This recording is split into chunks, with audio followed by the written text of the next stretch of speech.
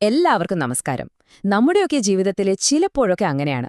ഒന്നിനു പുറകെ ഒന്നായി പ്രശ്നങ്ങൾ വന്നുകൊണ്ടേയിരിക്കും. ചിലപ്പോൾ അതൊരു ബിസിനസ് തകർച്ചയാകാം, അല്ലെങ്കിൽ പെട്ടെന്നുണ്ടാകുന്ന ഒരു അസുഖം, കുടുംബത്തിലെ തീരാത്ത വഴക്കുകൾ. നമ്മൾ എന്ത് ചെയ്തിട്ടും ഒരു രക്ഷ്യം കാണില്ല. അങ്ങനെയുള്ള സമയങ്ങളിൽ നമ്മൾ സാധാരണ ചിന്തകൾക്ക് അപ്പുറത്തേക്ക് സഞ്ചരിക്കാൻ തുടങ്ങും, അല്ലേ?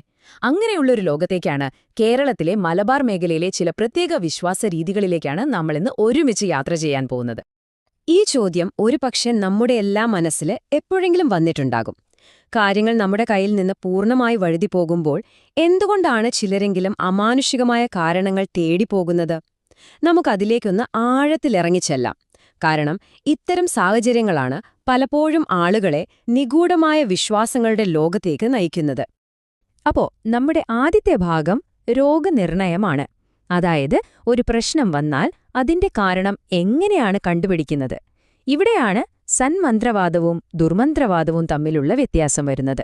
ജീവിതത്തിൽ പ്രശ്നങ്ങളുണ്ടാകുമ്പോൾ ചില സംസ്കാരങ്ങൾ അതിന്റെ കാരണം കണ്ടെത്താൻ ചില പ്രത്യേക വഴികൾ ഉപയോഗിക്കാറുണ്ട്. ഇത് നമ്മളെ കൊണ്ടുപോകുന്നത് ഒക്കൾട്ടിസം അഥവാ നിഗൂഢശാസ്ത്രത്തിന്റെ ലോകത്തേക്കാണ്. ഒക്കൾട്ടിസം എന്ന് കേൾക്കുമ്പോൾ തന്നെ എന്താ ഒരു പേടിയൊക്കെ തോന്നുന്നുണ്ടോ? പക്ഷെ അത്ര പേടിക്കേണ്ട കാര്യമൊന്നുമില്ല.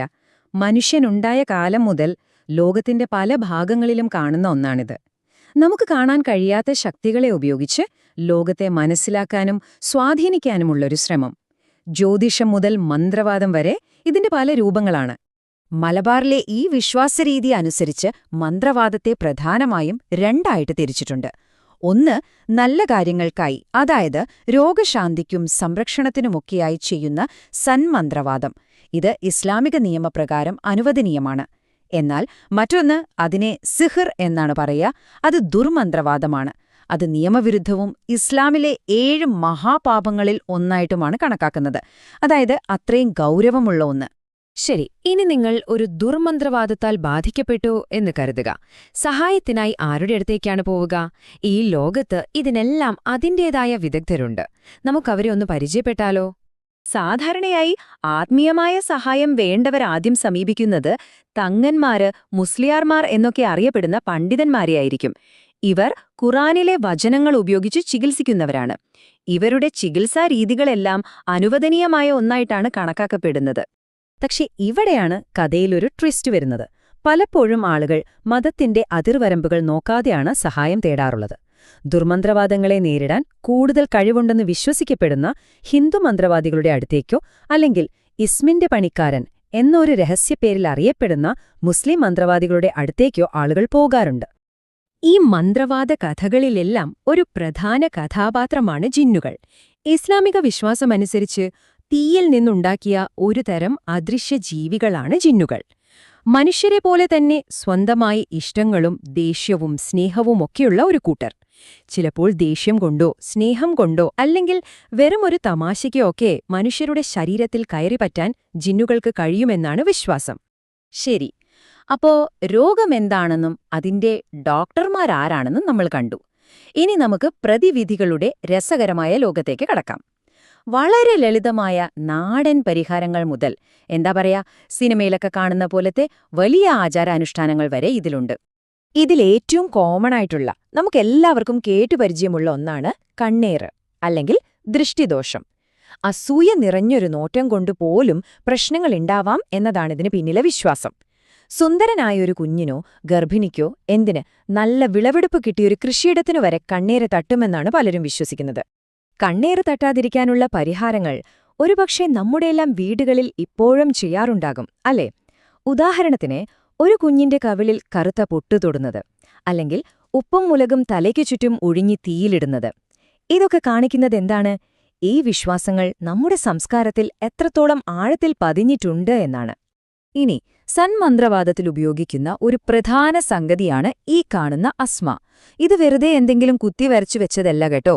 ദൈവത്തിന്റെ 99 മനോഹരമായ നാമങ്ങൾ, അതായത് അസ്മാ ഉൽ ഹുസ്ന, ഉപയോഗിച്ച് ആത്മീയമായ സംരക്ഷണത്തിനായി പണ്ഡിതന്മാർ തയ്യാറാക്കുന്ന വളരെ പവർഫുള്ളായ ഒന്നാണിത്.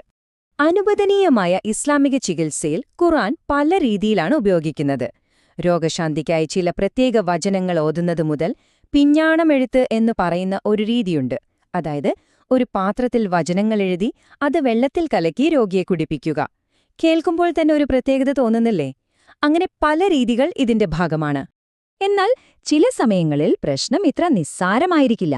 രോഗനിർണയം നമ്മൾ വിചാരിക്കുന്നതിലും ഭയാനകമാവാം. സാധാരണ കണ്ണേറിൽ നിന്നും സന്മന്ത്രവാദത്തിൽ നിന്നുമൊക്കെ മാറി കാര്യങ്ങൾ കൂടുതൽ ഗൗരവതരമാകുമ്പോൾ അത് വിരൽ ചൂണ്ടുന്നത് കൂടോത്രം എന്ന വാക്കിലേക്കാണ്. ഒടിയൻ. ഈ പേര് കേൾക്കാത്ത മലയാളികൾ കുറവായിരിക്കും, അല്ലേ? മലബാറിലെ പഴയ കഥകളിലും നാട്ടുപേച്ചുകളിലുമൊക്കെ നിറഞ്ഞുനിന്ന ഒരു ഭയപ്പെടുത്തുന്ന സങ്കല്പമാണ് ഒടിയൻ. ഒടിയന്മാർക്ക് ഇഷ്ടമുള്ള മൃഗങ്ങളുടെ രൂപം സ്വീകരിച്ച് രാത്രിയിൽ ശത്രുക്കളെ ആക്രമിക്കാൻ കഴിയുമെന്നും, എന്തിന് ഗർഭിണികളെ ആക്രമിച്ച് അവരുടെ കുഞ്ഞിനെയെടുത്ത് ഒരു പ്രത്യേകതരം തൈലമുണ്ടാക്കുമെന്നും വരെ ഭീതിപ്പെടുത്തുന്ന കഥകൾ പ്രചാരത്തിലുണ്ടായിരുന്നു.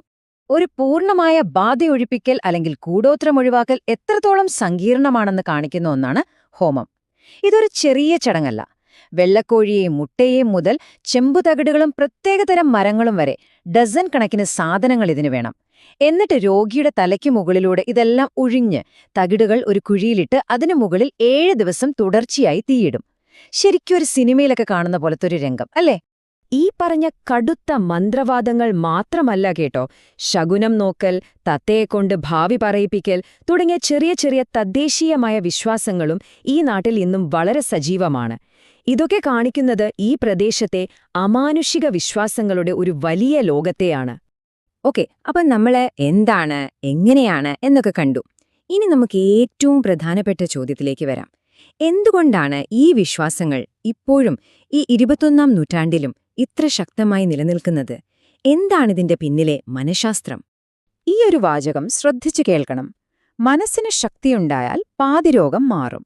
ഇത് മാത്രം മതി ഈ പുരാതന ആചാരങ്ങളെയും ആധുനിക മനഃശാസ്ത്രത്തെയും തമ്മിൽ ബന്ധിപ്പിക്കാൻ. കാരണം ഈ അനുഷ്ഠാനങ്ങൾക്കെല്ലാം ഒരു വ്യക്തിയുടെ മനസ്സിനെ സ്വാധീനിക്കാനും അതുവഴി ഒരാശ്വാസം നൽകാനും കഴിയുന്നുണ്ട്. അപ്പോ യഥാർത്ഥ സംഭവം ഇതാണ്. ഈ വിശ്വാസങ്ങളെ നമുക്ക് വെറും ഒരു അന്ധവിശ്വാസമായി തള്ളിക്കളയാൻ പറ്റില്ല.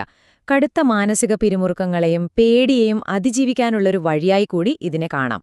ഒന്നാലോചിച്ചു നോക്കൂ, തന്റെ പ്രശ്നങ്ങൾക്കൊരു കാരണമുണ്ട്, അതിനൊരു പരിഹാരമുണ്ട് എന്ന് കേൾക്കുമ്പോൾ തന്നെ ഒരു രോഗിക്ക് കിട്ടുന്ന സമാധാനം അത് ചെറുതൊന്നുമല്ല. അതവർക്ക് കാര്യങ്ങളുടെ മുകളിൽ ഒരു നിയന്ത്രണം തിരികെ കിട്ടിയെന്ന തോന്നല് നൽകുന്നു. അപ്പോ അവസാനത്തെ ചോദ്യം ഇതാണ്: ശാസ്ത്രവും ടെക്നോളജിയും ഇത്രയധികം പുരോഗമിച്ച ഒരു ലോകത്ത് എന്തുകൊണ്ടാണ് അദൃശ്യശക്തികളെക്കുറിച്ചുള്ള ഈ വിശ്വാസങ്ങൾ ഇപ്പോഴും നിലനിൽക്കുന്നത്? യുക്തിയും വിശ്വാസവും എങ്ങനെയാണ് നമ്മുടെ സമൂഹത്തിൽ ഒരുമിച്ചു പോകുന്നത്? ഇതിനൊരു ഒറ്റ ഉത്തരമില്ല. ഒരുപക്ഷെ മനുഷ്യമനസ്സിന്റെ ആഴങ്ങളിൽ തന്നെയാവാം ഇതിന്റെയെല്ലാം ഉത്തരം ഒളിഞ്ഞിരിക്കുന്നത്. ഈ വിഷയത്തെക്കുറിച്ച് നിങ്ങളുടെ അഭിപ്രായം എന്താണ്? തീർച്ചയായും ഞങ്ങളെ അറിയിക്കുക. മറ്റൊരു വിഷയവുമായി വീണ്ടും കാണാം. നന്ദി.